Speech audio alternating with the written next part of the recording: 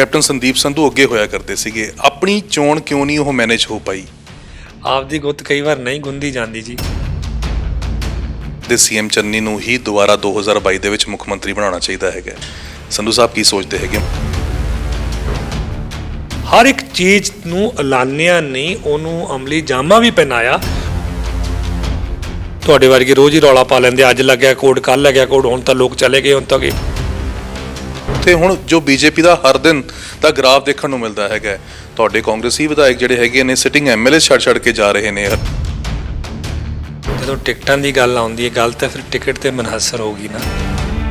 ਉਦੋਂ ਵੀ ਉੱਥੇ ਬੜੀਆਂ ਜੁਆਇਨਿੰਗਾਂ ਹੋਈਆਂ, ਤੁਸੀਂ ਯਾਦ ਕਰੋ।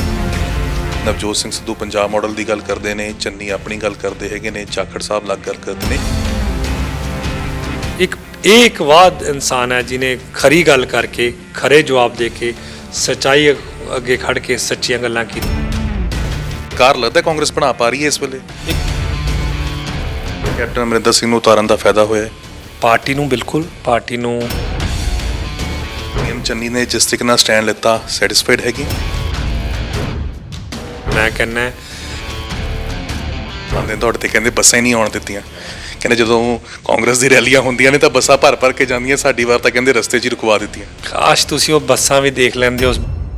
ਤਾਂ ਇਹ 2.5 ਸਾਲ ਦਾ ਰਿਪੋਰਟ ਕਾਰਡ ਮੇਰਾ ਤਾਂ ਬਣਨਾ ਹੀ ਨਹੀਂ ਚਾਹੀਦਾ। ਬਹੁਤ ਅੱਛਾ ਮਾਹੌਲ ਹੈ।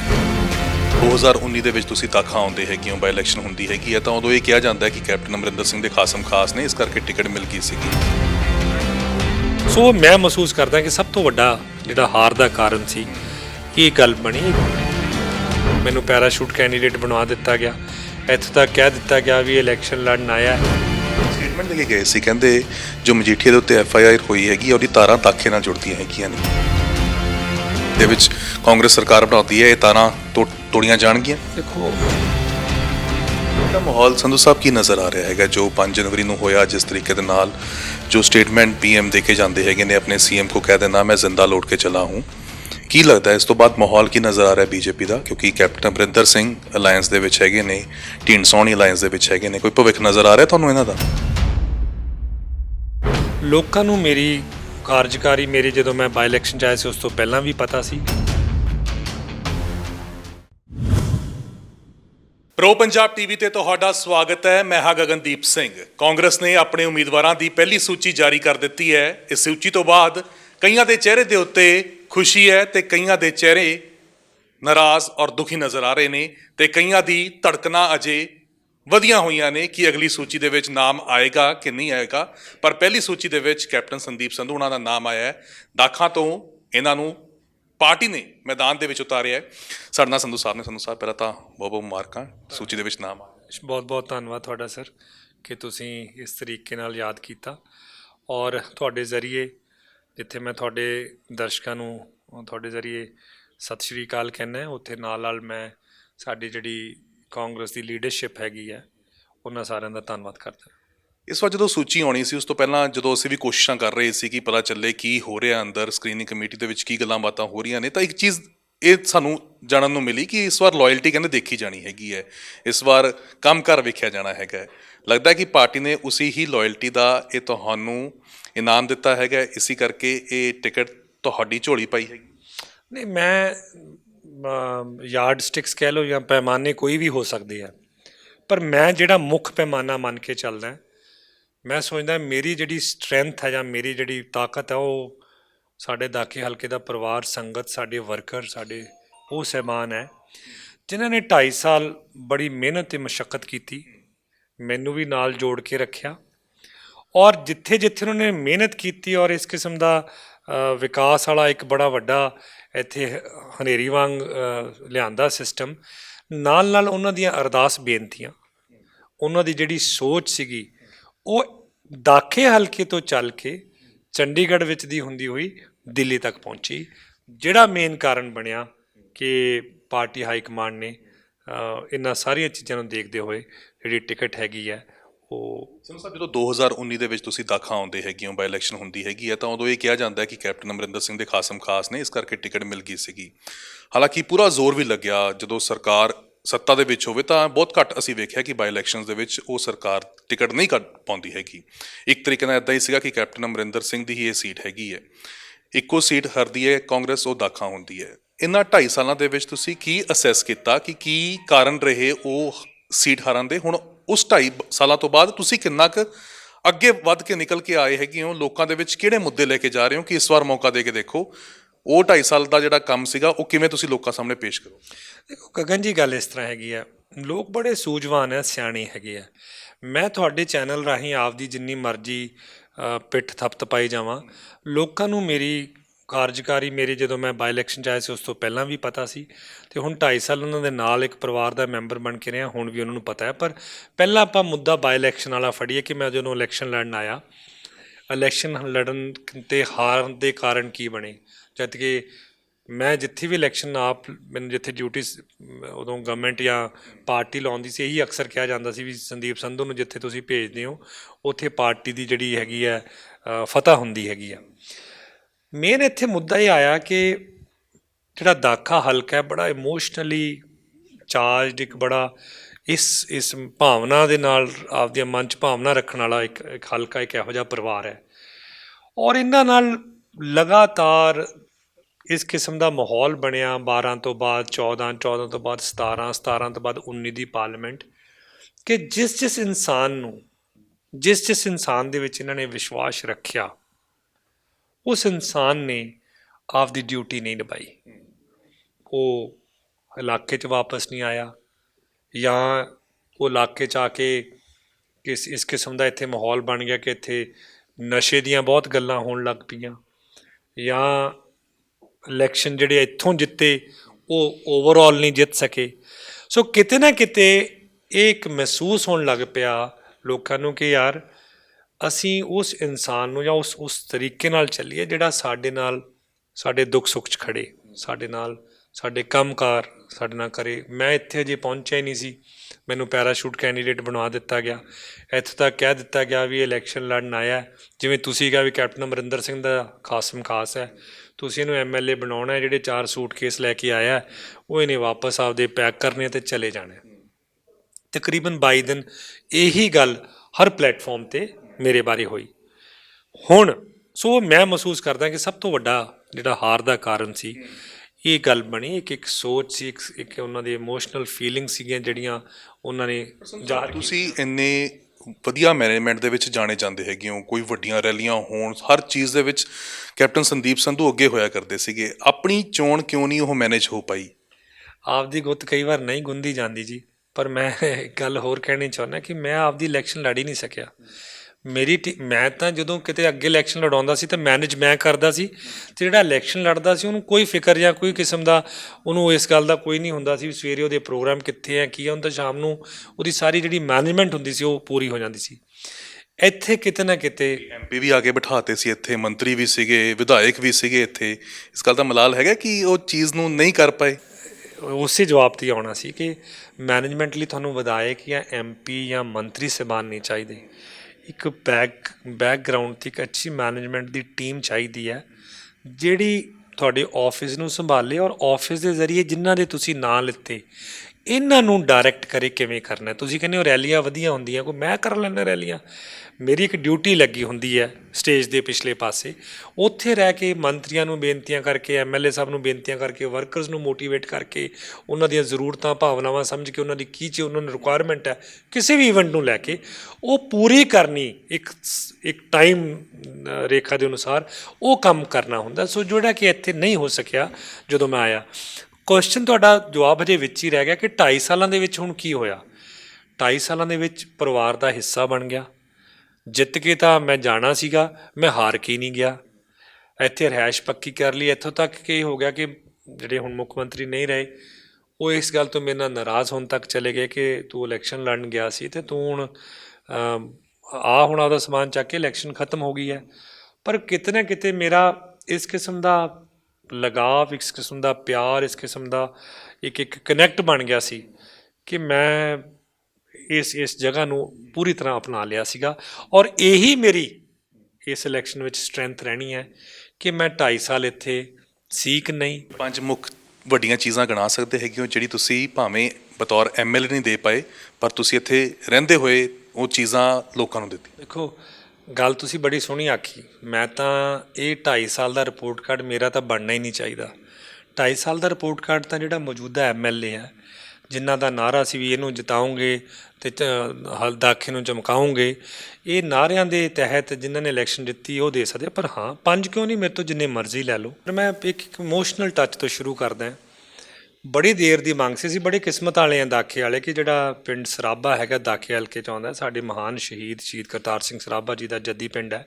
ਇੱਕ ਸੜਕ ਹੈ ਜਿਹੜੀ ਲੁਧਿਆਣੇ ਤੋਂ ਚੱਲਦੀ ਹੈ, ਰਾਏਕੋਟ ਜਾਂਦੀ ਹੈ। ਕਈ ਉਹਨੂੰ ਰਾਏਕੋਟ ਰੋਡ ਕਹਿੰਦੇ ਸੀ, ਕਈ ਉਹਨੂੰ ਪੱਖੋਵਾਲ ਰੋਡ ਕਹਿੰਦੇ ਸੀ।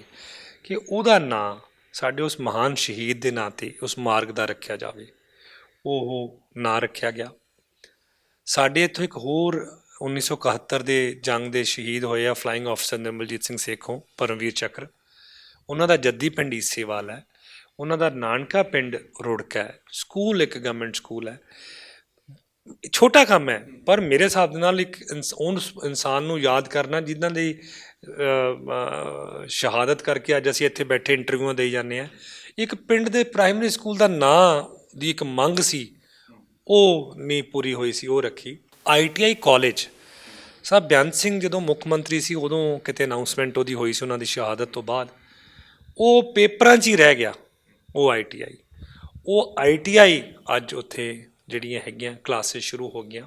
ਅਣਗਿਣਤ ਸੜਕਾਂ, ਮੈਂ ਸੜਕਾਂ ਦੱਸ ਨਹੀਂ ਸਕਦਾ।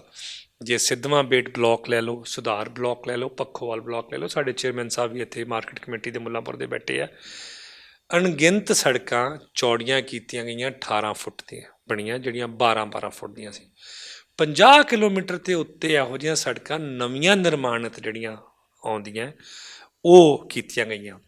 ਪਿੰਡ ਫੱਲੇਵਾਲ ਹੈ, ਉੱਥੇ 1 ਕਰੋੜ ਤੋਂ ਉੱਤੇ ਦਾ ਇੱਕ state of art water treatment, ਮਤਲਬ ਇਟ ਇਜ਼ ਮੇਰੇ ਖਿਆਲ 'ਚ ਪੰਜਾਬ ਦੇ ਵਿੱਚ ਤੀਜਾ ਜਾਂ ਚੌਥਾ ਪਿੰਡ ਹੋਊਗਾ, ਕਿਉਂਕਿ ਅਸੀਂ ਵੀ ਕਿਤੋਂ ਦੇਖ ਕੇ ਉਹ ਆਏ ਸੀ। ਉਸ ਨੂੰ ਫਿਰ ਅਸੀਂ ਪਿੰਡ ਫੱਲੇਵਾਲ ਆ ਕੇ ਉਹਨੂੰ ਲਾਗੂ ਕੀਤਾ। ਵਾਟਰ ਟਰੀਟਮੈਂਟ ਪਲਾਂਟ ਜਿਹੜਾ ਹੈਗਾ ਬਣਾਇਆ। ਤੁਹਾਡੇ ਕੋਲ ਮੈਨੂੰ ਲੱਗਦਾ ਲੰਬੀ ਹੋਊਗੀ, ਲੋਕਾਂ ਜਦੋਂ ਜਾਓਗੇ ਜਾਂ ਲੋਕਾਂ ਤੱਕ ਹੁਣ ਤੱਕ ਜਿਹੜਾ ਤੁਹਾਡਾ ਮੈਸੇਜ ਵੀ ਗਿਆ ਹੋਊਗਾ, ਉਹਦੇ ਵਿੱਚ ਉਹ ਤਮਾਮ ਚੀਜ਼ਾਂ ਹੋਣਗੀਆਂ। ਪਰ ਜੇ ਮੁੱਖ ਤੌਰ ਦੇ ਉੱਤੇ ਹੁਣ ਕਾਂਗਰਸ ਪਾਰਟੀ ਦੀ ਗੱਲ ਕਰਦੇ ਹੈਗੇ ਆ, ਕਿਵੇਂ ਵੇਖਦੇ ਹੈਗੇ ਹੋ? ਲੱਗਦਾ ਇੱਕੋ ਪਲੇਟਫਾਰਮ ਦੇ ਉੱਤੇ ਕਾਂਗਰਸ ਪਾਰਟੀ ਹੈਗੀ ਹੈ। ਨਵਜੋਤ ਸਿੰਘ ਸਿੱਧੂ ਪੰਜਾਬ ਮਾਡਲ ਦੀ ਗੱਲ ਕਰਦੇ ਨੇ, ਚੰਨੀ ਆਪਣੀ ਗੱਲ ਕਰਦੇ ਹੈਗੇ ਨੇ, ਜਾਖੜ ਸਾਹਿਬ ਅਲੱਗ ਗੱਲ ਕਰਦੇ ਨੇ। ਇੱਕੋ ਪਾਰਟੀ ਦੇ ਉੱਤੇ, ਇੱਕੋ ਪਲੇਟਫਾਰਮ ਦੇ ਉੱਤੇ ਤੁਹਾਨੂੰ ਇਹ ਨਜ਼ਰ ਆ ਰਹੇ ਨੇ? ਸੋ ਮੈਂ ਤਾਂ ਜਵਾਬ ਕੁਛ ਆਪਦੇ ਉਦਾਹਰਨ ਨਾਲ ਦਿੰਦਾ ਜੀ।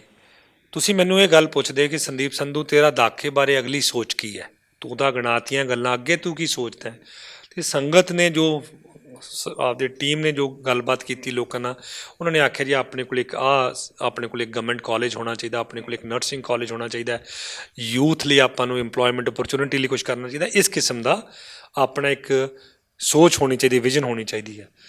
ਪਰ ਜਦੋਂ ਕਾਂਗਰਸ ਪਾਰਟੀ ਦਾ ਜਾਂ ਕਾਂਗਰਸ ਗਵਰਨਮੈਂਟ ਦਾ ਵਿਜ਼ਨ ਵਾਲਾ ਮੈਨੀਫੈਸਟੋ ਬਣੂਗਾ, ਸ਼ਾਇਦ ਇਹ ਚੀਜ਼ਾਂ ਉਹਦੇ ਵਿੱਚ ਨਹੀਂ ਹੋਣਗੀਆਂ।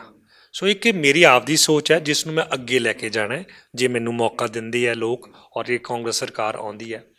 ਔਰ ਇੱਕ ਕਾਂਗਰਸ ਪਾਰਟੀ ਦੀ ਸੋਚ ਹੈ ਜਿਹੜੀ ਕਿ ਮੈਨੀਫੈਸਟੋ ਰਾਹੀਂ ਉਸੇ ਤਰੀਕੇ ਨਾਲ ਸਾਡੇ ਸਕਸੈਸਫੁਲ ਤਾਂ ਹੀ ਹੋਊਗੀ ਨਾ, ਕਾਮਯਾਬ ਤਾਂ ਹੀ ਹੋਊਗੀ। ਤੁਸੀਂ ਇਹ ਵਾਅਦੇ ਕਹਿ ਰਹੇ ਹੋ, ਕਰ ਰਹੇ ਹੈਗੇ ਹੋ, ਪਰ ਜੇ ਸਰਕਾਰ ਹੀ ਨਾ ਬਣਾ ਪਾਏ ਫਿਰ ਇੱਕ ਵੱਡਾ ਸਵਾਲ ਖੜਾ ਹੋ ਜਾਊ ਨਾ। ਸਰਕਾਰ ਲੱਗਦਾ ਕਾਂਗਰਸ ਬਣਾ ਪਾ ਰਹੀ ਹੈ ਇਸ ਵੇਲੇ? ਦੇਖੋ, ਜੇ ਤੁਸੀਂ ਮੈਨੂੰ ਸੱਚੇ ਦਿਲ ਨਾਲ ਇਹ ਗੱਲ ਪੁੱਛੋ, ਕਿਉਂਕਿ ਮੈਂ ਪਹਿਲੀ ਵਾਰ ਜਾਂ ਕਹ ਲਓ ਮੇਰੀ ਇਹ ਦੂਜੀ ਇਲੈਕਸ਼ਨ ਦਾ ਇਹ ਹੈਗਾ ਜਿਸ 'ਚ ਕਿ ਮੈਂ ਆਪ ਇਲੈਕਸ਼ਨ ਲੜ ਰਿਹਾ, ਨਹੀਂ ਤਾਂ ਪਿੱਛੇ ਬੈਠ ਕੇ ਇਲੈਕਸ਼ਨ ਮੈਨੇਜਮੈਂਟ ਦੇ ਵਿੱਚ ਹੀ ਮੇਰਾ ਸਾਰਾ ਮੇਰਾ ਯੋਗਦਾਨ ਰਿਹਾ ਪਾਰਟੀ ਵਿੱਚ। ਮੈਂ ਮਹਿਸੂਸ ਕਰਦਾ ਕਿ ਬਹੁਤ ਅੱਛਾ ਮਾਹੌਲ ਹੈ। ਪਿਛਲੇ 111 ਦਿਨਾਂ ਦੇ ਵਿੱਚ ਪੰਜਾਬ ਦੇ ਮੁੱਖ ਮੰਤਰੀ ਕੈਪਟਨ ਆਪਣੇ ਚਰਨਜੀਤ ਸਿੰਘ ਚੰਨੀ ਜੀ ਨੇ, ਕੈਪਟਨ ਅਮਰਿੰਦਰ ਸਿੰਘ ਤੋਂ ਬਾਅਦ ਜਦੋਂ ਮੁੱਖ ਮੰਤਰੀ ਬਣੇ ਹੈ, ਜਿਸ ਕਿਸਮ ਨਾਲ ਉਹਨਾਂ ਨੇ ਕੰਮ ਕੀਤਾ ਔਰ ਲੋਕਾਂ ਦਾ ਜਿਸ ਤਰੀਕੇ ਨਾਲ ਵਿਸ਼ਵਾਸ ਬਣਿਆ, ਔਰ ਜਿਹੜਾ ਲਾਸਟ ਇੰਸੀਡੈਂਟ ਹੋਇਆ ਫਿਰੋਜ਼ਪੁਰ ਵਾਲਾ, ਜਿਸ ਤਰੀਕੇ ਨਾਲ ਚੰਨੀ ਸਾਹਿਬ ਨੇ, ਮੁੱਖ ਮੰਤਰੀ ਸਾਹਿਬ ਨੇ ਪੰਜਾਬ ਔਰ ਪੰਜਾਬੀਅਤ ਦਾ ਜਿਹਨੂੰ ਕਹਿੰਦੇ ਆ ਉਹ ਰੱਖਿਆ ਹੈਗਾ। ਬਾਕੀ ਤਾਂ ਸਾਰੇ ਇੱਕ ਦੂਜੇ ਨਾਲ ਹੀ ਸੋਲੇ ਗਾਉਣ ਲੱਗ ਪਏ। ਇੱਕ ਵਾਦ ਇਨਸਾਨ ਹੈ ਜਿਹਨੇ ਖਰੀ ਗੱਲ ਕਰਕੇ, ਖਰੇ ਜਵਾਬ ਦੇ ਕੇ, ਸੱਚਾਈ ਅੱਗੇ ਖੜ੍ਹ ਕੇ ਸੱਚੀਆਂ ਗੱਲਾਂ ਕੀਤੀਆਂ। ਸੋ ਇੱਕ ਬਹੁਤ ਅੱਛਾ ਮਾਹੌਲ ਬਣ ਗਿਆ ਪਾਰਟੀ ਦਾ। ਕੈਪਟਨ ਅਮਰਿੰਦਰ ਸਿੰਘ ਨੂੰ ਉਤਾਰਨ ਦਾ ਫਾਇਦਾ ਹੋਇਆ ਪਾਰਟੀ ਨੂੰ? ਬਿਲਕੁਲ। ਪਾਰਟੀ ਨੂੰ ਜੇ ਤੁਸੀਂ ਦੇਖੋ ਤਾਂ ਜਿਹੜੇ 111 ਦਿਨ ਦਾ ਸਫ਼ਰ ਹੈਗਾ, ਇਸ ਦੇ ਵਿੱਚ ਜੋ ਪਾਰਟੀ ਨੇ ਫੈਸਲੇ ਲਿੱਤੇ ਆ ਵਿਦ ਨੋਟੀਫਿਕੇਸ਼ਨ, ਜਦੋਂ 1 ਜਨਵਰੀ ਜਾਂ 3 ਜਨਵਰੀ ਨੂੰ ਚੰਨੀ ਜੀ ਨੇ ਆਪਦੀ ਪ੍ਰੈਸ ਕਾਨਫਰੰਸ ਕੀਤੀ ਔਰ ਪ੍ਰਾਪਤੀਆਂ ਦੱਸੀਆਂ, ਉਹਨਾਂ ਨੇ ਵਿਦ ਨੋਟੀਫਿਕੇਸ਼ਨਾਂ ਲਾ ਕੇ ਦੱਸਿਆ ਭਾਈ ਮੈਂ 3 ਰੁਪਏ ਕਿਹਾ ਸੀ ਬਿਜਲੀ ਸਸਤੀ ਕਰਨੀ ਸੀ, ਆ ਕਰਤੀ। ਮੈਂ 5 ਰੁਪਏ ਪੈਟਰੋਲ ਸਸਤਾ ਕਰਨਾ ਸੀ, ਕਰਤਾ। ਜਾਂ ਸੌਰੀ ਡੀਜ਼ਲ ਸਸਤਾ ਕਰਨਾ ਸੀ, ਕਰਤਾ। 10 ਰੁਪਏ ਪੈਟਰੋਲ ਸਸਤਾ ਕਰਨਾ ਸੀ, ਕਰਤਾ। ਆ ਬਿੱਲ ਮਾਫ ਕਰਨੇ ਸੀ ਪੁਰਾਣੇ, ਕਰਤੇ। ਮਤਲਬ ਹਰ ਇੱਕ ਚੀਜ਼ ਨੂੰ ਐਲਾਨਿਆ ਨਹੀਂ, ਉਹਨੂੰ ਅਮਲੀ ਜਾਮਾ ਵੀ ਪਹਿਨਾਇਆ।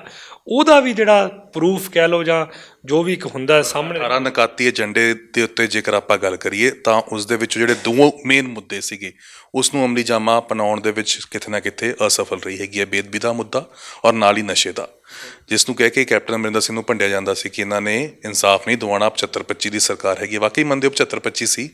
ਦੇਖੋ ਗਗਨ ਜੀ, ਇਹ ਅਗੇਨ ਇੰਡੀਵਿਜੂਅਲ ਆਪਦੀਆਂ ਚਰਚਾਵਾਂ ਦਾ ਹਿੱਸਾ ਬਣ ਲਈ ਇੰਡੀਵਿਜੂਅਲ ਸਟੇਟਮੈਂਟਸ ਹੈਗੀਆਂ, ਪਰ ਮੈਂ ਇਸ ਗੱਲ ਦਾ ਜਵਾਬ ਦੇਣਾ ਚਾਹੁੰਦਾ ਜਿਹੜੀ ਤੁਸੀਂ ਗੱਲ ਬੇਅਦਬੀ ਦੀ ਕੀਤੀ। ਬੇਅਦਬੀ ਦੀ ਜਿਹੜੀ ਲੜਾਈ ਹੈਗੀ ਹੈ, ਜਿਹੜੀ ਪਿਛਲੇ 111 ਦਿਨਾਂ 'ਚ ਲੜੀ ਗਈ ਹੈ, ਉਹ ਜਿਸ ਸੰਜੀਦਗੀ ਨਾਲ ਲੜੀ ਗਈ ਹੈ, ਜਿਸ ਸੋਚ ਨਾਲ ਲੜੀ ਗਈ ਹੈ, ਮੇਰੇ ਹਿਸਾਬ ਦੇ ਨਾਲ ਉਹ ਸੋਚ ਨੂੰ ਵੀ ਕਿਤੇ ਨਾ ਕਿਤੇ ਸਾਨੂੰ ਮੰਨਣਾ ਚਾਹੀਦਾ ਔਰ ਉਸ 'ਚ ਬਿਲੀਵ ਕਰਨਾ ਚਾਹੀਦਾ। ਇਹ ਵੀ ਨਾ ਰਿਅਲਾਈਜ਼ ਕਰਨਾ ਚਾਹੀਦਾ ਕੋਰਟਸ ਨਾਲ ਦੀ ਜਿਹੜੀ ਪ੍ਰਕਿਰਿਆ ਹੈਗੀ ਆ, ਉਹਦਾ ਹਿੱਸਾ ਜਦੋਂ ਕੋਈ ਚੀਜ਼ ਬਣ ਜਾਂਦੀ ਹੈ, ਉਹਦੀ ਲੜਾਈ ਦੇ ਵਿੱਚ ਫਿਰ ਕਿਤੇ ਦਿਨ ਆਇਨ ਨਿਕਲਦਾ, ਕਿਸੇ ਦਿਨ ਉੱਚਾ, ਕਿਸੇ ਦਿਨ ਨੀਵਾਂ। ਡਰੱਗਸ ਦੀ ਗੱਲ ਕੀਤੀ, ਜਿਸ ਕੋਈ ਵੀ ਚੀਜ਼ ਨੂੰ ਜਦੋਂ ਤੁਸੀਂ ਪੂਰਨ ਖਤਮ ਕਰਨਾ, ਜਿੱਥੇ ਤੁਹਾਨੂੰ ਪੂਰੀ ਪਬਲਿਕ ਦਾ ਸਹਿਯੋਗ ਚਾਹੀਦਾ ਹੈ, ਉੱਥੇ ਤੁਹਾਨੂੰ ਕਿਤੇ ਨਾ ਕਿਤੇ ਇੱਕ ਹਿੰਮਤ ਵਾਲੇ ਜਾਂ ਸੋਚ ਵਾਲੇ ਜਿਹੜੀਆਂ ਗੱਲਾਂ ਰੱਖੀ ਬੈਠੇ ਆ, ਆ ਐਫੀਡੈਵਿਟ ਹੀ ਸੀਗੇ ਜਾਂ ਕੋਈ ਇਹੋ ਜਿਹੀਆਂ ਗੱਲਾਂ ਸੀ ਜਿਹੜੀਆਂ ਕੋਰਟ ਦਾ ਹਿੱਸਾ ਸੀ, ਇਹ ਪਿਛਲੇ 111 ਦਿਨਾਂ ਦੇ ਵਿੱਚ ਹੀ ਬਾਹਰ ਆਈਆਂ। ਜੇ ਸੋਚ ਉਹ ਨਾ ਹੁੰਦੀ, ਜਿਹੜੀ ਸੋਚ ਨੂੰ ਤੁਸੀਂ ਕੰਪੈਰੀਜ਼ਨ ਕੀਤਾ ਹੁੰਦਾ, ਅਤੇ ਇਹ ਹੁਣ ਵੀ ਉੱਥੇ ਉਵੇਂ ਪਏ ਰਹਿੰਦੇ, ਹੁਣ ਵੀ ਕੁਛ ਨਹੀਂ ਹੋਣਾ ਸੀ। ਮੈਂ ਕਿਸੇ ਦੇ ਕੇਸ ਬਾਰੇ ਜ਼ਿਕਰ ਇਸ ਕਰਕੇ ਨਹੀਂ ਕਰ ਰਿਹਾ ਕਿਉਂਕਿ ਅੱਜ ਦੇ ਦਿਨ 'ਚ ਉਹ ਕੇਸ ਮਾਨਯੋਗ ਹਾਈ ਕੋਰਟ ਦੇ ਅਧੀਨ ਹੈਗਾ। ਮੇਰਾ ਉਸੇ ਟਿੱਪਣੀ ਕਰਨਾ ਉਚਿਤ ਨਹੀਂ ਹੈਗਾ, ਪਰ ਤੁਹਾਨੂੰ ਇਹ ਵੀ ਪਤਾ ਹੈ ਕਿ ਕਿਸੇ ਨੇ ਇਸ ਗੱਲ ਵੱਲ ਵੀ ਨਹੀਂ ਧਿਆਨ ਦਿੱਤਾ ਸੀ ਵੀ ਸਭ ਕੁਛ ਇੱਥੇ ਚੀਜ਼ਾਂ ਇਸ ਤਰ੍ਹਾਂ ਹੈਗੀਆਂ, ਇਸ ਨੂੰ ਇਸ ਤਰੀਕੇ ਨਾਲ ਅੱਗੇ ਲੈ ਕੇ ਜਾ ਸਕਦੇ ਹਾਂ। ਇੱਕ ਸਟੇਟਮੈਂਟ ਲੈ ਕੇ ਗਏ ਸੀ, ਕਹਿੰਦੇ ਜੋ ਮਜੀਠੀਆ ਦੇ ਉੱਤੇ FIR ਹੋਈ ਹੈਗੀ ਉਹਦੀ ਤਾਰਾਂ ਦਾਖੇ ਨਾਲ ਜੁੜਦੀਆਂ ਹੈਗੀਆਂ ਨੇ। ਇਹ ਸਟੇਟਮੈਂਟ ਨੂੰ ਕਿਵੇਂ ਡੀਕੋਡ ਕੀਤਾ ਜਾਵੇ? ਉਹ ਇਸ ਤਰ੍ਹਾਂ ਡੀਕੋਡ ਕੀਤਾ ਜਾਵੇ ਵੀ ਜਿੱਦਣ ਉਹਨਾਂ ਨੂੰ ਜ਼ਮਾਨਤ ਮਿਲੀ, ਸਭ ਤੋਂ ਪਹਿਲਾਂ ਜੇ ਕਿਸੇ ਨੇ ਉਸ ਨੂੰ ਬਹੁਤ ਅੱਛੇ ਤਰੀਕੇ ਨਾਲ ਸਵਾਗਤ ਕੀਤਾ, ਉਸ ਜ਼ਮਾਨਤ ਜਿੱਦਣ ਮਿਲੀ ਹੈ, ਤਾਂ ਇੱਥੋਂ ਦੇ ਜਿਹੜੇ ਮੌਜੂਦਾ MLA ਹੈਗੇ ਆ ਮਨਪ੍ਰੀਤ ਸਿੰਘ ਯਾਲੀ, ਉਹਨੇ ਕੀਤਾ। ਔਰ 2012 ਤੋਂ ਲੈ ਕੇ 2017 ਤੱਕ ਜੇ ਤੁਸੀਂ ਕਿਸੇ ਵੀ ਸੋਸ਼ਲ ਮੀਡੀਆ ਪਲੇਟਫਾਰਮ 'ਤੇ ਚਲੇ ਜਾਓ, ਅਖਬਾਰ ਉਹਦੇ ਚੱਕ ਲਓ, ਜਿਸ ਕਿਸਮ ਦਾ ਨਸ਼ੇ ਨੂੰ ਲੈ ਕੇ ਦਾਖਾ ਹਲਕੇ ਦਾ ਚਰਚਾ ਦਾ ਵਿਸ਼ਾ ਬਣਿਆ, ਦਾਖਾ ਜਾਂ ਇੱਕ ਅੰਮ੍ਰਿਤਸਰ ਦਾ ਆਪਾਂ ਨੂੰ ਯਾਦ ਹੋਣਾ ਜਿਹੜਾ ਇੱਕ ਉਹ ਪਿੰਡ ਵਾਰਡ ਸੀਗਾ ਜਿਹਦਾ ਹਮੇਸ਼ਾ ਆਪਾਂ ਨਾਂ ਲੈਂਦੇ ਹੁੰਦੇ ਸੀਗੇ, ਮੈਂ ਨਾਂ ਜਾਣ ਕੇ ਨਹੀਂ ਲੈ ਰਿਹਾ। ਉਸੇ ਤਰੀਕੇ ਨਾਲ ਸਾਡੇ ਹਲਕੇ ਨੂੰ ਵੀ ਇਸ ਕਿਸਮ ਦਾ ਨਮੋਸ਼ੀ ਸਾਹਮਣੇ ਕਰਨੀ ਪਈ।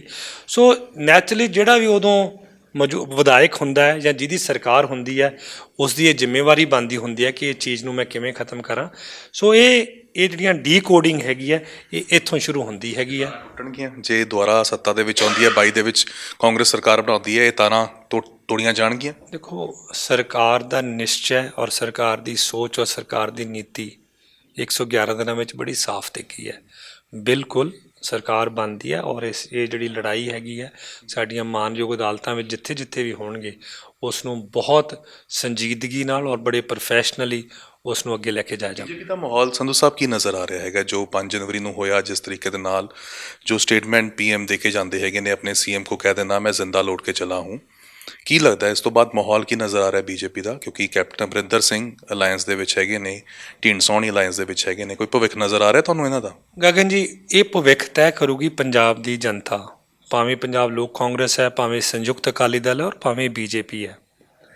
ਜਿਹੜਾ 1.5 ਸਾਲ ਕਿਸਾਨਾਂ ਨੇ ਟਿਕਰੀ ਬਾਰਡਰ 'ਤੇ, ਗਾਜ਼ੀਆਬਾਦ ਵਾਲੇ ਬਾਰਡਰ 'ਤੇ, ਕਰਨਾਲ ਵਾਲੇ ਬਾਰਡਰ 'ਤੇ, ਟੋਲ ਪਲਾਜ਼ਿਆਂ 'ਤੇ ਅਰਦਾਸਾਂ ਰਾਹੀਂ, ਸੰਗਤਾਂ ਦੀਆਂ ਸੁੱਖਾਂ ਰਾਹੀਂ ਜਿਹੜੀ ਤਕਲੀਫਾਂ ਚੱਲੀਆਂ, ਔਰ ਜਿਹੜੀ 750 ਕਿਸਾਨ ਪਰਿਵਾਰ ਜਿਨ੍ਹਾਂ ਦੇ ਜੀ ਸ਼ਹੀਦ ਹੋਏ, ਜਿਨ੍ਹਾਂ ਨੇ ਸ਼ਹਾਦਤ ਦਿੱਤੀ ਹੈ, ਇਸ ਦੀ ਜ਼ਿੰਮੇਵਾਰੀ ਸਿੱਧੀ ਤੌਰ 'ਤੇ ਜੇ ਅੱਜ ਆਪਾਂ ਦੇਖੀਏ, ਜਿੱਦਣ ਇਹ ਕੈਬਨਿਟ ਮੀਟਿੰਗ 'ਚ ਫੈਸਲਾ ਲੈ ਰਹੀ ਸੀ ਯੂਨੀਅਨ ਕੈਬਨਿਟ, ਜਿਹਦੇ ਉਦੋਂ ਦੇ ਮੰਤਰੀ ਸੀ ਅਕਾਲੀ ਦਲ ਦੇ, ਉਹ ਬੀਬੀ ਹਰਸਿਮਰਤ ਕੌਰ ਜੀ, ਉਹ ਖੜ੍ਹੇ ਹੋ ਕੇ ਕਹਿੰਦੇ ਕਿ ਮੈਂ ਪੰਜਾਬ ਦੀ ਧੀ ਹਾਂ, ਮੈਂ ਪੰਜਾਬ ਦੀ ਰਹਿਨੁਮਾਈ ਕਰਦੀ ਹਾਂ ਐਜ਼ ਅ ਮੰਤਰੀ। ਆਹ ਜਿਹੜੇ ਤੁਸੀਂ ਆਰਡੀਨੈਂਸ ਬਣਾਉਣ ਜਾ ਰਹੇ ਹੋ ਸਾਡੇ ਹਿੱਤ 'ਚ ਨਹੀਂ। ਉਹ ਤਾਂ ਉਸ ਤੋਂ ਬਾਅਦ ਆਰਡੀਨੈਂਸਿਸ ਬਣੇ, ਫਿਰ ਉਸ ਆਰਡੀਨੈਂਸਿਸ ਨੂੰ ਬਿੱਲ ਬਣਾਉਣ ਲਈ ਅਕਾਲੀ ਦਲ, ਕਿਉਂਕਿ ਉਦੋਂ ਸਾਂਝ ਸੀਗੀ, ਲਗਾਤਾਰ ਇੰਟਰਵਿਊਆਂ ਦਿੱਤੀਆਂ ਗਈਆਂ। ਸੋ ਇਹ ਲੋਕਾਂ ਦੀ ਕਚਹਿਰੀ ਦੇ ਵਿੱਚ ਇਹ ਬਹੁਤ ਵੱਡੀ ਗੱਲ ਹੈ, ਸੋਚ ਹੈ। ਇਹਦੇ ਵਿੱਚ ਇਕੱਲੇ ਕਿਸਾਨਾਂ ਦੀ ਗੱਲ ਨਹੀਂ, ਮੈਂ ਮਹਿਸੂਸ ਕਰਦਾ ਪੂਰਾ ਪੰਜਾਬ ਇਨਵੋਲਵਡ ਹੈ। ਗੱਲ ਇਹ ਹੈ ਕਿਉਂਕਿ ਜਿੱਥੇ ਪਹਿਲਾਂ ਲੱਗਦਾ ਸੀ ਕਿਸਾਨੀ ਅੰਦੋਲਨ ਦੇ ਕਾਰਨ ਕਿ ਬੀਜੇਪੀ ਆਪਣਾ ਖਾਤਾ ਨਹੀਂ ਖੋਲ ਪਾਊਗੀ, ਉੱਥੇ ਹੁਣ ਜੋ ਬੀਜੇਪੀ ਦਾ ਹਰ ਦਿਨ ਦਾ ਗ੍ਰਾਫ ਦੇਖਣ ਨੂੰ ਮਿਲਦਾ ਹੈਗਾ। ਤੁਹਾਡੇ ਕਾਂਗਰਸੀ ਵਿਧਾਇਕ ਜਿਹੜੇ ਹੈਗੇ ਨੇ ਸਿਟਿੰਗ ਐਮਐਲਏ ਛੱਡ ਕੇ ਜਾ ਰਹੇ ਨੇ। ਹਰਜੋਤ ਕਮਲ ਦੀ ਗੱਲ ਕਰ ਲੈਂਦੇ ਹੈਗੇ ਆ, ਰਾਣਾ ਸੋਢੀ ਦੀ ਗੱਲ ਕਰ ਲਈਏ, ਫਤਿਹ ਜੰਗ ਬਾਜਵਾ ਦੀ ਗੱਲ ਕਰ ਲਈਏ, ਬਲਵਿੰਦਰ ਲਾਡੀ ਗਏ ਸੀ, ਹਾਲਾਂਕਿ ਉਹਦੀ ਘਰ ਵਾਪਸੀ ਕਰਵਾ ਲਈ, ਉਹ ਵੀ ਹੁਣ ਫੇਰ ਤੋਂ ਨਾਰਾਜ਼ ਫਿਰਦੇ ਨੇ। ਕੱਲ ਮੈਂ ਗੱਲਬਾਤ ਕਰ ਰਿਹਾ ਸੀਗਾ ਉਹਨਾਂ ਨਾਲ, ਕਹਿੰਦੇ ਧੋਖਾ ਹੋ ਗਿਆ ਮੇਰੇ ਨਾਲ, ਮੈਨੂੰ ਘਰ ਵੀ ਵਾਪਸ ਬੁਲਾ ਲਿਆ, ਟਿਕਟ ਵੀ ਨਹੀਂ ਦਿੱਤੀ। ਕਿਉਂ ਜਾ ਰਹੇ ਨੇ ਫਿਰ ਇਹ? ਗਗਨ ਜੀ ਤੁਸੀਂ ਜਵਾਬ ਆਪ ਹੀ ਦੇਤਾ। ਜਦੋਂ ਟਿਕਟਾਂ ਦੀ ਗੱਲ ਆਉਂਦੀ ਹੈ, ਗੱਲ ਤਾਂ ਫਿਰ ਟਿਕਟ ਤੇ ਮਨਹਸਰ ਹੋਗੀ ਨਾ। ਸੋ ਇੱਕ ਨਾ ਜਿਸ ਤਰ੍ਹਾਂ ਬੰਗਾਲ ਦਾ ਪ੍ਰਾਈਡ ਹੈ, ਪੰਜਾਬ ਦਾ ਵੀ ਉਵੇਂ ਪ੍ਰਾਈਡ ਹੈ, ਪੰਜਾਬੀ ਦੀ ਉਹੀ ਗੈਰਤ ਹੈ, ਉਵੇਂ ਆਪਦੇ ਆਪ ਨੂੰ ਰੱਖਦਾ ਹੈਗਾ। ਉਦੋਂ ਵੀ ਉੱਥੇ ਬੜੀਆਂ ਜੁਆਇਨਿੰਗਾਂ ਹੋਈਆਂ, ਤੁਸੀਂ ਯਾਦ ਕਰੋ। ਇੱਥੇ ਆਪਾਂ ਬੈਠੇ ਪੰਜਾਬ 'ਚ ਇਹ ਸੋਚਦੇ ਸੀ ਵੀ ਪਤਾ ਨਹੀਂ ਬੰਗਾਲ ਦੇ ਵਿੱਚ ਬੀਜੇਪੀ ਕਿੰਨੇ ਸੌ ਸੀਟਾਂ ਲੈ ਜੂਗੀ। ਮਾਈਂਡ ਦੋਵਾਂ ਦੇ ਸੇਮ ਹੈ, ਬੰਗਾਲ ਐਂਡ ਪੰਜਾਬ। ਇਹ ਦੇਖੋ, ਸਿਆਸੀ ਇੱਕ ਇਨਸਾਨ ਨੇ ਆਪਦੇ ਆਪ ਨੂੰ ਸਿਆਸੀ ਤੌਰ 'ਤੇ ਜੀਵਤ ਰੱਖਣ ਲਈ ਇੱਕ ਆਪਦੇ ਇੰਡੀਵਿਜੂਅਲ ਫੈਸਲੇ ਕਰਨ ਦੀ ਸਮਰੱਥਾ ਰੱਖਦਾ ਹੈ, ਔਰ ਉਹਦਾ ਹੱਕ ਵੀ ਹੈ। ਪਬਲਿਕ ਜੇ ਮੈਂ ਤੁਹਾਨੂੰ ਸਵਾਲ 5 ਜਨਵਰੀ ਦੀ ਤੁਸੀਂ ਗੱਲ ਕੀਤੀ, 5 ਜਨਵਰੀ ਨੂੰ ਫਿਰੋਜ਼ਪੁਰ ਰੈਲੀ 'ਚ ਕੀ ਹੋਇਆ? ਜਿਹੜੇ ਮੌਜੂਦਾ ਮੰਤਰੀ ਸਾਹਿਬ ਸੀਗੇ, ਵਿਧਾਇਕ ਸੀ, ਜਿਨ੍ਹਾਂ ਨੇ ਪਾਰਟੀ ਛੱਡ ਕੇ ਉੱਧਰ ਚਲੇ ਗਏ, ਉਹਨਾਂ ਦੇ ਜੜ੍ਹਾਂ ਦੇ ਵਿੱਚ ਜਿੱਥੇ ਉਹਨਾਂ ਦਾ ਪੂਰਾ ਰਹਿਨੁਮਾਈ ਸੀ, ਉੱਥੇ ਉਹ ਰੈਲੀ ਹੋਈ। ਕੀ ਹਾਲਾਤ ਬਣੇ ਉਸ ਰੈਲੀ ਦੇ? ਇਲਜ਼ਾਮ ਲਾਉਂਦੇ ਤੁਹਾਡੇ ਤੇ, ਕਹਿੰਦੇ ਬੱਸਾਂ ਹੀ ਨਹੀਂ ਆਉਣ ਦਿੱਤੀਆਂ। ਕਹਿੰਦੇ ਜਦੋਂ ਕਾਂਗਰਸ ਦੀ ਰੈਲੀਆਂ ਹੁੰਦੀਆਂ ਨੇ ਤਾਂ ਬੱਸਾਂ ਭਰ ਕੇ ਜਾਂਦੀਆਂ, ਸਾਡੀ ਵਾਰ ਤਾਂ ਕਹਿੰਦੇ ਰਸਤੇ 'ਚ ਹੀ ਰੁਕਵਾ ਦਿੱਤੀਆਂ। ਕਾਸ਼ ਤੁਸੀਂ ਉਹ ਬੱਸਾਂ ਵੀ ਦੇਖ ਲੈਂਦੇ, ਉਸ ਬੱਸਾਂ 'ਚ ਬੈਠੇ ਦੁਨੀਆ ਵੀ ਦੇਖ ਲੈਂਦੇ। ਜਿਹੜੀਆਂ ਬੱਸਾਂ ਉੱਥੇ ਪਹੁੰਚੀਆਂ ਉਹਨਾਂ 'ਚ ਬੰਦੇ ਕਿੰਨੇ ਕਿੰਨੇ ਚੜ੍ਹ ਕੇ ਆਉਂਦੇ, ਫਿਰ ਪੂਰੀ ਉਸਨੂੰ ਸੱਚਾਈ ਨੂੰ ਦੇਖਦੇ। ਪਰ ਮੈਂ ਹੁਣ ਇੱਥੇ ਰੁਕ ਜਾਓ। ਤੁਸੀਂ 5 ਜਨਵਰੀ ਦੀ ਗੱਲ ਕੀਤੀ, ਉਹਨਾਂ ਨੇ ਜਿਨ੍ਹਾਂ ਪ੍ਰਧਾਨ ਮੰਤਰੀ ਸਾਹਿਬ, ਅਸੀਂ ਸਾਰੇ ਉਹਨਾਂ ਦੀ ਇੱਜ਼ਤ ਕਰਦੇ ਹਾਂ, ਚੇਅਰ ਦੀ ਇੱਜ਼ਤ ਕਰਦੇ ਹਾਂ, ਪਰ ਤੁਸੀਂ ਬਿਨਾਂ ਤੁਹਾਡੇ 'ਤੇ ਰੋੜਾ ਡਿੱਗਿਆ, ਬਿਨਾਂ ਤੁਹਾਡੇ 'ਤੇ ਕਿਸੇ ਦਾ ਨਾਅਰਾ ਲੱਗਿਆ, ਤੁਸੀਂ 20 ਮਿੰਟ ਇੱਕ ਫਲਾਈਓਵਰ 'ਤੇ ਖੜ੍ਹੇ ਹੋ ਕੇ ਉੱਥੇ ਯੂ ਟਰਨ ਲੈ ਕੇ ਏਅਰਪੋਰਟ 'ਤੇ ਪਹੁੰਚ ਕੇ ਕਹਿ ਦਿੰਦੇ ਹੋ ਕਿ ਮੁੱਖ ਮੰਤਰੀ ਸਾਹਿਬ ਨੂੰ ਧੰਨਵਾਦ ਕਹਿਣਾ, ਮੈਂ ਜਿੰਦਾ ਬਚ ਕੇ ਆ ਗਿਆ। ਇਹ ਕਿਹੜੀ ਰਣਨੀਤੀ ਦਾ ਹਿੱਸਾ ਹੈ? 20 ਮਿੰਟ ਐਸਪੀਜੀ ਫਲਾਈਓਵਰ 'ਤੇ ਖੜਾ ਰੱਖਦੀ ਹੈ, ਜਦ ਕਿ ਇੰਸਟਰਕਸ਼ਨਸ ਹੈ ਕਿ if there is a blockade you turn back, and SOPs ਹੈ। ਅਗੇਨ ਇਹ ਵੀ ਹੁਣ ਇੱਕ ਕਮੇਟੀ ਬਣਾਤੀ ਹੈ ਮਾਨਯੋਗ ਸੁਪਰੀਮ ਕੋਰਟ ਨੇ, ਹੈਗੀ ਹੈ ਬਲੂ ਬੁੱਕ ਜੋ ਕਹਿੰਦੀ ਹੈ, as per that, but light the committee decide that, ਉਹਨਾਂ ਨੂੰ ਡਿਸਾਈਡ ਕਰਨਾ ਹੈ। ਪਰ ਉਹ ਉੱਥੇ ਵੀ ਇਹ ਰਣਨੀਤੀ ਜਾਂ ਰਾਜਨੀਤੀ ਕੀਤੀ ਜਾਂਦੀ ਹੈ ਗਗਨ ਜੀ। ਸੋ ਜਦੋਂ ਲੋਕਾਂ ਨੇ ਨਾ ਆਉਣਾ ਹੁੰਦਾ, ਉਦੋਂ ਕੋਈ ਮੰਜ਼ਿਲਾਂ ਤੈਅ ਕਰਨ ਤੋਂ ਰੋਕ ਨਹੀਂ ਸਕਦਾ, ਕੋਈ ਮੁਜ਼ਾਹਰਾ ਕਰਨ ਵਾਲੇ ਬੱਸਾਂ ਨੂੰ ਅੱਗੇ ਖੜ ਕੇ ਰੋਕ ਨਹੀਂ ਸਕਦੇ। ਜੇ ਦੁਨੀਆ ਦਾ ਜਿੱਥੇ ਆਪਾਂ ਕਹਿ ਦਈਏ ਵੀ ਲੋਕਾਂ ਨੇ ਆਪ ਮੁਹਾਰੀ ਹੋ ਕੇ ਪਹੁੰਚਣਾ, ਕੋਈ ਨਹੀਂ ਰੋਕ ਸਕਦਾ, ਤੇ ਨਾ ਹੀ ਕਿਸੇ ਨੇ। ਬੀਜੇਪੀ ਦੀ ਕਿਹਾ ਜਾਂਦਾ ਰਣਨੀਤੀ ਹੈਗੀ ਹੈ, ਜਿਵੇਂ ਉਹ ਪੋਲਰਾਈਜ਼ ਕਰਦੀ ਹੈ ਇਲੈਕਸ਼ਨਸ ਦੇ ਵਿੱਚ, ਉਹ ਕਿਤੇ ਨਾ ਕਿਤੇ ਉਸੀ ਰਣਨੀਤੀ ਦੇ ਤਹਿਤ ਬੀਜੇਪੀ ਦੀ ਇਹ ਵਾਲਾ ਇੰਸੀਡੈਂਟ ਵੀ ਦੇਖਿਆ ਜਾ ਰਿਹਾ ਹੈਗਾ। ਔਰ ਤੁਸੀਂ ਵੈਸਟ ਬੰਗਾਲ ਦਾ ਜ਼ਿਕਰ ਕਰ ਰਹੇ ਸੀ, ਵੈਸਟ ਬੰਗਾਲ ਦੇ ਵਿੱਚ ਵੀ ਜਿਸ ਤਰੀਕੇ ਨਾਲ ਜੁਆਇਨਿੰਗਸ ਹੋਈਆਂ, 2 ਤੋਂ 77 ਪਹੁੰਚ ਗਈ ਸੀਗੀ ਬੀਜੇਪੀ ਵੈਸਟ ਬੰਗਾਲ ਦੇ ਵਿੱਚ। ਮੈਂ ਤਾਂ ਹੀ ਪੁੱਛਣਾ, ਬੀਜੇਪੀ ਦਾ ਮਾਹੌਲ ਤੁਹਾਨੂੰ ਨਜ਼ਰ ਆਉਂਦਾ, ਲੱਗਦਾ ਕਿ ਕੁਝ ਆંકੜਾ ਵੱਡਾ ਲੈ ਪਾਊਗੀ? ਜਿੱਥੇ ਪਹਿਲਾਂ ਲੱਗਦਾ ਸੀ ਕਿ ਇਹ ਖਾਤਾ ਨਹੀਂ ਖੋਲ ਪਾਊਗੀ, ਹੁਣ ਤੁਹਾਨੂੰ ਲੱਗਦਾ ਕਿ ਇਸੇ ਟੱਕਰ ਦੇ ਵਿੱਚ ਵੀ ਹੈਗੀ ਹੈ ਇਹ? ਸੀ ਹੁਣ ਆਪਾਂ ਫਿਰ ਇਸ ਗੱਲ ਤੇ 2 ਤੋਂ 77 ਤੇ ਚਲੇ ਜਾਈਏ। ਉਸ ਤੋਂ ਪਹਿਲਾਂ ਪਾਰਲੀਮੈਂਟ ਹੋਈ, ਪਾਰਲੀਮੈਂਟ ਦਾ ਮਾਹੌਲ ਦੇਖੋ, ਉਦੋਂ ਉਹਨਾਂ ਨੇ ਕਿੰਨੀਆਂ ਸੀਟਾਂ ਜਿੱਤੀਆਂ ਸੀ ਉੱਥੇ, ਤੇ ਉਸ ਮੁਤਾਬਿਕ ਉਹਨਾਂ ਦੀਆਂ ਸੀਟਾਂ ਕਿੰਨੀਆਂ ਆਉਣੀਆਂ ਸੀ। ਹੁੰਦਾ ਕਿ ਜਦੋਂ ਆਪਾਂ ਕੰਪੈਰੀਜ਼ਨ ਕਰਨਾ ਹੁੰਦਾ, ਆਪਾਂ ਆਪਦੀ ਲੋੜ ਅਨੁਸਾਰ ਕਰ ਲੈਂਦੇ ਹਾਂ। ਪਾਰਲੀਮੈਂਟ ਦੇ ਵਿੱਚ ਮਾਹੌਲ ਹੀ ਪ੍ਰੋ ਬੀਜੇਪੀ ਸੀਗਾ ਪੂਰੇ ਬੰਗਾਲ ਦੇ ਵਿੱਚ। ਉਹੀ ਗੱਲ ਇੱਥੇ ਹੈਗੀ ਆ। ਮੈਂ ਅੱਜ ਵੀ ਤੁਹਾਨੂੰ ਕਹਿਣਾ ਕਿ ਜੇ ਇਹ ਲੋਕਾਂ ਨੇ ਇਹ ਫੈਸਲਾ ਲੋਕਾਂ ਨੇ ਕਰਨਾ ਕਿ ਇੱਕ ਪਾਸੇ ਪੰਜਾਬੀਆਂ ਦੇ 750 ਪਰਿਵਾਰ ਜਾਂ 750 ਜੀਆਂ ਦੀ ਸ਼ਹਾਦਤਾਂ, 1.5 ਸਾਲ ਦਿੱਲੀ ਦੇ ਸਾਹਮਣੇ ਦਰਬਾਰ 'ਚ ਬੈਠੇ ਇੱਕ ਸ਼ਾਂਤਮਈ ਢੰਗ ਨਾਲ ਕਰਦੇ ਹੋਏ ਸਾਡੇ ਕਿਸਾਨ ਵੀਰ, ਪੰਜਾਬੀ ਸਾਰੇ ਪੰਜਾਬ ਉਸ ਨਾਲ ਕਿਤੇ ਨਾ ਕਿਤੇ ਜੁੜਿਆ ਸੀ। ਇਹ ਫੈਸਲਾ ਮੈਂ ਤੇ ਤੁਸੀਂ ਇਸ ਡਿਬੇਟ ਰਾਹੀਂ ਨਹੀਂ ਤੈਅ ਕਰ ਸਕਾਂਗੇ ਗਗਨ ਜੀ, ਇਹਦਾ ਸਹੀ ਫੈਸਲਾ ਪੰਜਾਬ ਦੀ ਜਨਤਾ ਕਰੂਗੀ, 14 ਫਰਵਰੀ ਨੂੰ ਕਰੂਗੀ। ਸੀਐਮ ਚੰਨੀ ਨੇ ਜਿਸ ਤਰੀਕੇ ਨਾਲ ਸਟੈਂਡ ਲਿੱਤਾ, ਸੈਟਿਸਫਾਈਡ ਹੈਗੀ? More than satisfied. ਮੈਂ ਕਹਿੰਦਾ ਜਿਸ ਤਰੀਕੇ ਨਾਲ ਉਹਨਾਂ ਨੇ ਜਵਾਬ ਦਿੱਤੇ, ਜੋ ਡੈਮੇਜ ਹੋਣਾ ਸੀਗਾ ਉਸ ਤੋਂ ਬਚਾ ਲਿਆ। ਡੈਮੇਜ ਹੋਣ ਦੀ ਗੱਲ ਨਹੀਂ ਸਰ, ਉਹਨਾਂ ਨੇ ਅਸਲੀਅਤ ਗੱਲਾਂ ਕੀਤੀਆਂ। ਉਹਨਾਂ ਨੇ ਕੋਈ ਗੱਲ ਜਿੱਦਣ ਇਹ ਇਨਸੀਡੈਂਟ ਹੋਇਆ ਉਸੇ ਦਿਨ ਸ਼ਾਮ ਨੂੰ ਉਹਨਾਂ ਨੇ ਇਕੱਲਿਆਂ ਨੇ, ਕੋਈ ਖੱਬੇ ਸੱਜੇ ਜਿਵੇਂ ਆਮ ਤੌਰ 'ਤੇ ਹੁੰਦਾ ਵੀ ਇਹ ਜਵਾਬ ਇਹ ਦੇਊਗਾ, ਮੈਂ ਦੇਊਂਗਾ, ਹਰ ਇੱਕ ਗੱਲ ਦਾ ਜਵਾਬ ਦਿੱਤਾ। ਔਰ ਹਰ ਇੱਕ ਗੱਲ ਨੂੰ ਲੋਕਾਂ ਦੀ ਕਚਹਿਰੀ ਵਿੱਚ ਰੱਖਿਆ। ਔਰ ਜਿੱਥੇ ਇੱਜ਼ਤ ਤੇ ਸਨਮਾਨ ਦੀ ਗੱਲ ਹੈ, ਉਹ ਜਿੱਦਣ ਕੋਵਿਡ ਦੀ ਮੀਟਿੰਗ ਹੋਈ ਉਦੋਂ 'ਚ ਉਹਨਾਂ ਨੇ ਗੱਲ ਆਖੀ ਕਿ ਇੱਜ਼ਤ ਤੇ ਤੁਹਾਡਾ ਸਨਮਾਨ ਉਵੇਂ ਹੀ ਬਰਕਰਾਰ ਹੈ। ਪਰ ਆਹ ਚੀਜ਼ ਨਾਲ ਸਹਿਮਤੀ ਨਹੀਂ ਬਣਦੀ ਸਾਡੀ, ਤੇ ਨਾ ਹੀ ਇਸ ਗੱਲ 'ਚ ਸੱਚਾਈ ਹੈਗੀ। ਉਹ ਬਿਲਕੁਲ ਇੱਕ ਸਟੇਟਸਮੈਨ, ਇੱਕ ਮੁੱਖ ਮੰਤਰੀ ਸਟੇਟ ਦਾ ਹੈੱਡ ਹੁੰਦਾ, ਉਹਦੀ ਫਰਜ਼ ਡਿਊਟੀ ਜਿਹੜੀ ਹੁੰਦੀ ਹੈ ਇਹੀ ਹੁੰਦਾ ਕਿ ਆਪਦੀ ਜਿਹੜੀ ਮਰਿਆਦਾ, ਆਪਦੀ ਜਿਹੜੀ ਕੌਮ ਹੈ ਉਹਦੇ ਲਈ ਖੜੇ, ਉਹ ਡਟ ਕੇ ਖੜੇ। ਲਾਡੀ ਸ਼ੇਰੋਵਾਲੀਆ ਅੱਜ ਪ੍ਰੋ ਪੰਜਾਬ ਟੀਵੀ ਤੇ ਬਿਆਨ ਦੇ ਕੇ ਕਹਿੰਦੇ ਸੀਐਮ ਚੰਨੀ ਨੂੰ ਹੀ ਦੁਬਾਰਾ 2022 ਦੇ ਵਿੱਚ ਮੁੱਖ ਮੰਤਰੀ ਬਣਾਉਣਾ ਚਾਹੀਦਾ ਹੈਗਾ। ਸੰਧੂ ਸਾਹਿਬ ਕੀ ਸੋਚਦੇ ਹੈਗੇ, ਮੁੱਖ ਮੰਤਰੀ ਕੌਣ ਹੋਣਾ ਚਾਹੀਦਾ ਹੈ? ਮੁੱਖ ਮੰਤਰੀ ਚਿਹਰੇ ਦੇ ਉੱਤੇ ਚੋਣ ਲੜਨੀ ਚਾਹੀਦੀ ਹੈ ਜਾਂ ਫਿਰ ਬਾਅਦ ਦੇ ਵਿੱਚ ਪਾਰਟੀ ਡਿਸਾਈਡ? ਦੇਖੋ, ਕਿਉਂਕਿ ਮੈਂ ਪਾਰਟੀ ਦੇ ਵਿੱਚ ਨਾ, ਆਰਗੇਨਾਈਜੇਸ਼ਨ ਦੇ ਵਿੱਚ ਹਰ ਉਸ ਜਗ੍ਹਾ 'ਤੇ ਰਿਹਾ ਹੈਗਾ, ਅਤੇ ਮੈਨੂੰ ਸੁਪਨੇ ਲੈਣ ਦਾ ਹੱਕ ਹੈ, ਮੈਨੂੰ ਆਪਦੇ ਮਨ 'ਚ ਕਿਸੇ ਲਈ ਪ੍ਰਤੀ ਗੱਲ ਕਰਨ ਦਾ ਹੱਕ ਹੈ। ਪਰ ਪਾਰਟੀ ਫੋਰਮ ਦੇ ਉੱਤੇ ਮੈਂ ਇਹ ਗੱਲ ਬਿਲਕੁਲ ਯਕੀਨੀ ਤੌਰ 'ਤੇ ਕਹਿ ਸਕਦਾ ਔਰ ਕਹੂੰਗਾ, ਪਰ ਪਾਰਟੀ ਦਾ ਇਹ ਵੀ ਅਨੁਸ਼ਾਸਨ ਕਹਿੰਦਾ ਕਿ ਮੈਂ ਇਸ ਨੂੰ ਆਪਦੇ ਸੈਂਟੀਮੈਂਟਸ ਨੂੰ ਪਬਲਿਕ ਪਲੇਟਫਾਰਮ 'ਤੇ ਆਏ ਨਹੀਂ ਲੈ ਕੇ ਆ ਸਕਦਾ। ਪਰ ਚਰਨਜੀਤ ਸਿੰਘ ਚੰਨੀ ਜੀ ਨੇ ਜੋ 111 ਦਿਨ 'ਚ ਕੀਤਾ ਹੈ, ਉਸ ਨਾਲ ਕਾਂਗਰਸ ਪਾਰਟੀ ਹਰ ਪਾਸਿਓਂ ਹਰ ਤਰੀਕੇ ਨਾਲ ਤਕੜੀ ਤੇ ਮਜ਼ਬੂਤ ਹੋਈ ਹੈ। ਲੱਗਦਾ ਜੇ ਇੱਕ ਵਾਰ ਫਿਰ ਮੌਕਾ ਮਿਲਦਾ ਤਾਂ 5 ਸਾਲ ਹੋਰ ਇਹਦੇ ਵਿੱਚ ਸੁਧਾਰ ਆਊਗਾ? ਬਿਲਕੁਲ ਆਊਗਾ। ਤੁਸੀਂ ਇਮੈਜਿਨ ਕਰੋ, ਜਿਸ ਬੰਦੇ ਨੂੰ ਲਾਸਟ ਫੈਗ ਐਂਡ ਆਫ, ਜਦੋਂ ਤੁਹਾਨੂੰ ਪਤਾ ਲਾਸਟ 5-6 ਮਹੀਨੇ ਕਿਵੇਂ ਨਿਕਲੇ, ਤੁਹਾਡੇ ਵਰਗੇ ਰੋਜ਼ ਹੀ ਰੌਲਾ ਪਾ ਲੈਂਦੇ, ਅੱਜ ਲੱਗਿਆ ਕੋਡ, ਕੱਲ੍ਹ ਲੱਗਿਆ ਕੋਡ, ਹੁਣ ਤਾਂ ਲੋਕ ਚਲੇ ਗਏ, ਹੁਣ ਤਾਂ ਗਏ। ਇਹੋ ਜਿਹੀਆਂ ਚੈਲੰਜਸ ਦੇ ਵਿੱਚ 111 ਦਿਨਾਂ ਦੇ ਵਿੱਚ ਜਿਹੜੇ ਉਹ ਲੈਂਡਮਾਰਕ ਕੰਮ ਕਰ ਗਏ ਆ, ਜਜਮੈਂਟ ਉਹ ਫੈਸਲੇ ਲੈ ਗਏ ਆ, ਵਾਕਿਆ ਹੀ ਕਾਬਲੇ ਤਾਰੀਫ ਹੈ। 5 ਸਾਲ ਜੇ ਦੁਬਾਰਾ ਇਹਨਾਂ ਨੂੰ ਮਿਲਦਾ ਹੈ ਮੌਕਾ ਤਾਂ ਇਹ ਕਾਂਗਰਸ ਵਾਸਤੇ ਆਪਣੇ ਆਪ ਦੇ ਲਈ ਇੱਕ ਵੱਡੀ ਉਪਲਬਧੀ ਹੋਊ। ਬਿਲਕੁਲ, ਔਰ ਮੇਰੀਆਂ ਬੈਸਟ ਵਿਸ਼ੇਸ ਹੋਣਗੀਆਂ। ਆਖਿਰ ਦੇ ਵਿੱਚ ਸੰਧੂ ਸਾਹਿਬ, ਲੋਕਾਂ ਨੂੰ ਕੀ ਕਹਿਣਾ ਚਾਹੋਗੇ, ਦਾਖਾ ਵਾਸੀਆਂ ਨੂੰ ਕੀ ਅਪੀਲ ਕਰਨਾ ਚਾਹੋਗੇ? ਵੋਟ ਕਿਉਂ ਪਾਉਣ, ਤੇ ਜੇ ਪਾਉਂਦੇ ਨੇ ਤਾਂ ਉਹਨਾਂ ਨਾਲ ਕੀ ਵਾਅਦਾ ਜਿਹੜਾ ਹੈਗਾ ਤੁਸੀਂ ਨਿਭਾਓਗੇ? ਅਸੀਂ ਨਾ ਆਪਦੀ ਇੱਕ ਮਾਰਕੀਟਿੰਗ ਦੇ ਵਿੱਚ, ਤੁਸੀਂ ਹਰ ਇੱਕ ਆਪਦਾ ਕਰਦੇ ਹੋ, ਅਸੀਂ ਇੱਕ ਆਪਦੀ ਨਾ ਕਾਰ ਦੇ ਪਿੱਛੇ ਇੱਕ ਇਹਨੂੰ ਸਟਿੱਕਰ ਜਿਹਾ ਲਾ ਦੇ ਦਿੰਦਾ, ਉਹ ਲਾਇਆ ਹੈਗਾ। ਮੈਂ ਕੋਸ਼ਿਸ਼ ਕਰ ਰਿਹਾ ਸੀ ਮੈਨੂੰ ਸਟਿੱਕਰ ਦਿਖ ਜੇ। ਅਸੀਂ ਇਹ ਜਿਹੜੀ ਸੋਚ ਹੈ, ਇਹ ਅਸੀਂ ਲੋਕਾਂ 'ਤੇ ਛੱਡਤੀ। ਅਸੀਂ ਕੀ ਲਿਖਿਆ ਉਹਦੇ ਵਿੱਚ? ਹਲਕਾ ਦਾਖਾ ਹੈ ਤਿਆਰ, ਅਸੀਂ ਵੀ ਹੈਗੇ ਹਾਂ ਤਿਆਰ। ਫੈਸਲਾ ਕਰਨਾ ਤੁਸੀਂ 14 ਫਰਵਰੀ ਨੂੰ ਆਪਦਾ ਹੱਕ ਜਿਹੜਾ ਹੈਗਾ ਉਹਦਾ ਇਸਤੇਮਾਲ ਜ਼ਰੂਰ ਕਰਿਓ। ਔਰ ਮੈਂ ਮਹਿਸੂਸ ਕਰਦਾ ਕਿ ਕਚਹਿਰੀ ਦੇ ਵਿੱਚ, ਮੈਂ ਜਨਤਾ ਦੀ ਕਚਹਿਰੀ ਵਿੱਚ ਜੋ ਮੈਂ 2.5 ਸਾਲ 'ਚ ਮੇਰੀ ਟੀਮ ਦੇ ਨਾਲ ਰਲ ਕੇ, ਵਰਕਰ ਸਾਹਿਬਾਨ ਨਾਲ ਔਰ ਦਾਖੇ ਹਲਕੇ ਦੀ ਸੰਗਤ ਦੇ ਨਾਲ ਰਲ ਕੇ ਜੋ ਕੀਤਾ ਹੈਗਾ, ਉਹ ਲੋਕਾਂ ਦੇ ਸਾਹਮਣੇ ਹੈ। ਜੋ ਮੌਜੂਦਾ MLA ਹੈ, ਉਹਨਾਂ ਨੇ ਜੋ ਕੀਤਾ ਉਹ ਲੋਕਾਂ ਦੇ ਸਾਹਮਣੇ ਆ। ਔਰ ਜੇ ਕਿਸੇ ਨੇ ਹੋਰ ਪਾਰਟੀ ਨੇ ਇੱਥੇ ਆਉਣਾ, ਉਹਨੇ ਆ ਕੇ ਦੱਸਣਾ। ਮੇਰਾ ਵਿਜ਼ਨ ਜਿਹੜਾ ਤੁਸੀਂ ਪੁੱਛਿਆ, ਮੈਂ ਤੁਹਾਨੂੰ ਪਹਿਲਾਂ ਹੀ ਦੱਸਤਾ ਕਿ ਅਸੀਂ ਸਬ ਡਿਵੀਜ਼ਨ ਅਨਾਊਂਸ ਕਰਵਾ ਲਈ ਸੀ, ਪਰ ਉਸ ਤੋਂ ਬਾਅਦ ਕੋਡ ਆਫ ਕੰਡਕਟ ਲੱਗ ਗਿਆ। ਉਸ ਸਬ ਡਿਵੀਜ਼ਨ ਨੂੰ ਹੀ ਜੇ ਅਸੀਂ ਅਮਲੀ ਜਾਮਾ ਪਹਿਨਾਤਾ, ਉਹਦੇ ਨਾਲ ਹੀ ਸਭ ਕੁਛ ਆ ਜਾਣਾ ਹੈ। ਭਾਵੇਂ ਉਹਦੇ ਵਿੱਚ ਹੌਸਪੀਟਲ ਹੋਵੇ, ਭਾਵੇਂ ਉਹਦੇ ਵਿੱਚ ਨਰਸਿੰਗ ਕਾਲਜ, ITI ਕਾਲਜ। ਔਰ ਇੱਕ ਹੋਰ ਮੈਂ ਦੱਸਦਾ, ਅੱਜ ਅਸੀਂ ਇੱਕ ਬੜਾ ਅੱਛਾ ਆਗਾਜ਼ ਕੀਤਾ, ਇੱਕ ਫਾਊਂਡੇਸ਼ਨ ਖੋਲ੍ਹੀ ਹੈ ਜਿਹਦਾ ਨਾਂ ਸਿਫਤ ਫਾਊਂਡੇਸ਼ਨ ਰੱਖਿਆ। ਉਹਦਾ ਕੰਮ ਕੀ ਹੋਊਗਾ, ਔਰ ਇਹੀ ਇੱਕ ਤਰੀਕਾ ਹੋਊਗਾ ਲੌਂਗ ਟਰਮ ਪਲੈਨਿੰਗ ਜਿਹਨੂੰ ਆਪਾਂ ਕਹਿੰਦੇ ਹਾਂ, ਕਿ ਜਿਹੜੀ ਦੂਜੀ ਨਰਸਰੀ ਤੋਂ ਜਾਂ LKG ਤੋਂ ਲੈ ਕੇ ਬੱਚੇ 10ਵੀਂ ਤੱਕ ਜਿਹੜੇ ਅੱਛੇ ਪਰਫਾਰਮ ਕਰਨਗੇ ਗਵਰਨਮੈਂਟ ਸਕੂਲਾਂ 'ਚ, ਉਹਨਾਂ ਨੂੰ ਸਨਮਾਨਿਤ ਕਰਨਾ ਹਰ ਸਾਲ।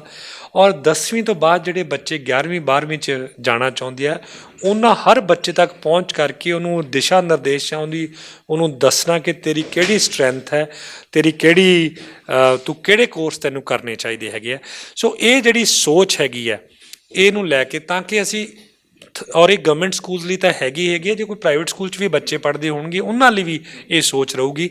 ਸੋ ਇੱਕ ਪਾਸੇ ਤਾਂ ਜਿਹੜੀ ਪਨੀਰੀ ਅੱਗੇ ਬਣ ਕੇ ਫਸਲ ਬਣਨੀ ਹੈ, ਉਸ ਨੂੰ ਇਸ ਤਰੀਕੇ ਨਾਲ ਉਹਨਾਂ ਨਾਲ ਯੋਗਦਾਨ ਪਾਉਣਾ। ਔਰ ਜਿਹੜੇ ਸਾਡਾ ਯੂਥ ਹੈ, ਉਹਨੂੰ ਅਗਲੇ 5 ਸਾਲਾਂ 'ਚ ਸੇਧ ਦੇਣੀ। ਹਰ ਸਾਲ ਘੱਟੋ ਘੱਟ 2000 ਨੌਕਰੀ, ਜੇ ਪ੍ਰਾਈਵੇਟ ਹੈ ਤਾਂ ਲੁਧਿਆਣਾ ਡਿਸਟ੍ਰਿਕਟ ਦੇ ਵਿੱਚ, ਔਰ ਜੇ ਗਵਰਨਮੈਂਟ 'ਚ ਦਵਾ ਸਕਦੇ ਹੈ ਤਾਂ ਕਿਤੇ ਵੀ।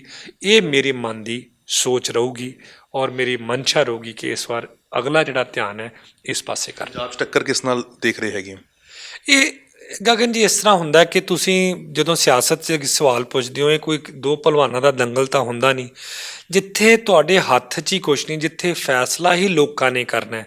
ਇਹ ਜਿਹੜਾ ਫੈਸਲਾ ਮੈਂ ਲੋਕਾਂ 'ਤੇ ਛੱਡਣਾ ਚਾਹੂੰਗਾ। ਕਚਹਿਰੀ ਲੋਕਾਂ ਦੀ ਹੈਗੀ ਹੈ। ਲੋਕ ਫੈਸਲਾ ਕਰਨਗੇ। ਮੈਂ ਆਪਦੇ ਮਨੋਂ ਮਹਿਸੂਸ ਕਰਦਾ ਕਿ ਕਾਂਗਰਸ ਪਾਰਟੀ ਦੀ ਜਿਹੜੀ ਸਥਿਤੀ ਹੈ ਬੜੀ ਮਜ਼ਬੂਤ ਹੈ, ਔਰ ਇਹ ਸਾਡੀ ਜਿਹੜੀ ਸੀਨੀਅਰ ਲੀਡਰਸ਼ਿਪ ਹੈ ਸਮੁੱਚੀ, ਜਿੰਨੇ ਮਰਜ਼ੀ ਡਿਫਰੈਂਸਿਸ ਹੋਣ ਟਿਕਟਾਂ ਨੂੰ ਲੈ ਕੇ ਜਾਂ ਕਿਸੇ ਨੂੰ ਲੈ ਕੇ, ਪਰ ਜਦੋਂ ਕੈਂਪੇਨ ਦਾ ਸਮਾਂ ਆਊਗਾ ਇਕਮੁੱਠ ਹੋ ਕੇ ਬੜੀ ਅੱਛੀ ਕੈਂਪੇਨ ਦੇਣਗੇ। ਬਹੁਤ ਬਹੁਤ ਧੰਨਵਾਦ ਸੰਧੂ ਸਾਹਿਬ ਗੱਲਬਾਤ ਦੇ ਲਈ। ਤਾਂ ਕੈਪਟਨ ਸੰਦੀਪ ਸੰਧੂ ਤਾਂ ਸਾਰੀ ਗੱਲ ਲੋਕਾਂ ਤੇ ਛੱਡ ਰਹੇ ਨੇ, ਹੁਣ ਦੇਖਣਾ ਹੋਊਗਾ ਕਿ ਇਹ ਲੋਕਾਂ ਦੀ ਕਚਹਿਰੀ ਦੇ ਵਿੱਚ ਲੋਕ ਕਿਸ ਨੂੰ ਚੁਣਦੇ ਨੇ ਔਰ ਸਿਰ ਦੇ ਉੱਤੇ ਤਾਜ ਕਿਸ ਦੇ ਸਜਾਉਂਦੇ ਨੇ। ਤਾਂ 10 ਮਾਰਚ ਨੂੰ ਨਤੀਜੇ ਆਉਣਗੇ ਤਾਂ ਵੇਖਣ ਵਾਲੀ ਗੱਲ ਰਹੂਗੀ ਦਾਖਾਂ ਤੋਂ ਕੌਣ ਬਾਜ਼ੀ ਮਾਰਦਾ। ਕੈਮਰਾਮੈਨ ਗੁਰਸਿਮਰਨ ਦੇ ਨਾਲ ਗਗਨਦੀਪ ਸਿੰਘ, ਪ੍ਰੋ ਪੰਜਾਬ ਟੀਵੀ, ਦਾਖਾਂ।